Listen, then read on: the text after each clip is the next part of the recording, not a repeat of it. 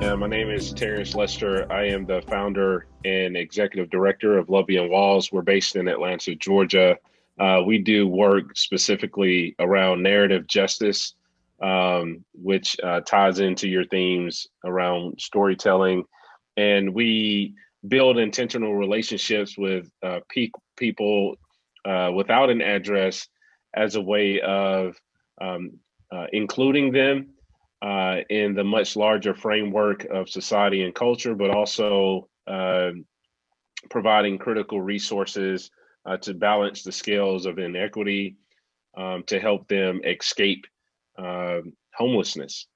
And so we've been doing this work for about 7 years, and I'm oftentimes asked, why this work, right? And that connects to Mr. Moore's story.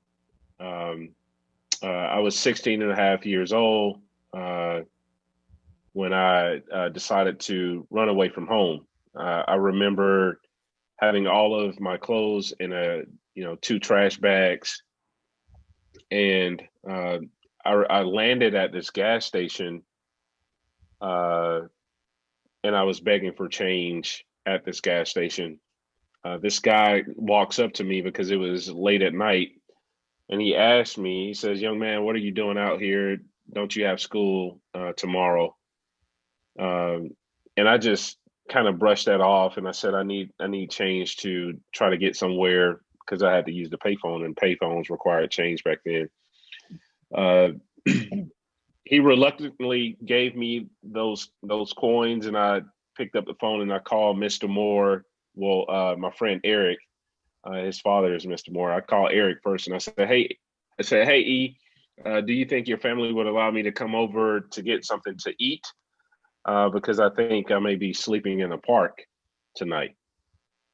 And you could hear the hesitancy on the phone. It got quiet. And then he says, "Sure, I'll be right back." He put down the phone. You can hear his footsteps going across the floor. And then he comes back all excited and he says, "Come on over. My family loves you."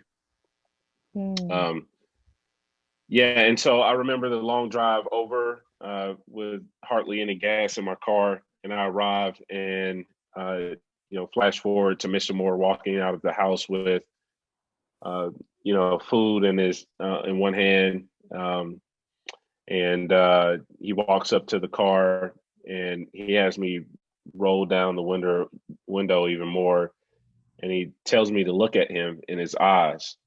It's probably the first time in my life I was ever able to look at a man in his eyes. And I'm 16 and a half years old without any fear, right? Um, and he looks at me and he says, "You know what you are?" And I said, "What is that?" He says, "You are a leader." And man, I tell you, I didn't feel like a leader at that moment because here it is. I'm, about to sleep in a car. I feel socially excluded, even in the context of my own family. And this guy saw something good in me. He later became a mentor to me, encouraged me to finish high school, put myself through college, marry my wife, and eventually showed me how the struggles of my youth could be leveraged in a way to actually advocate on behalf of other people going through the same experiences. And so he was one of the catalytic people in my life that encouraged me to pursue a formal organization or starting a formal organization. And the first year that I started Love Beyond Walls, he passed away.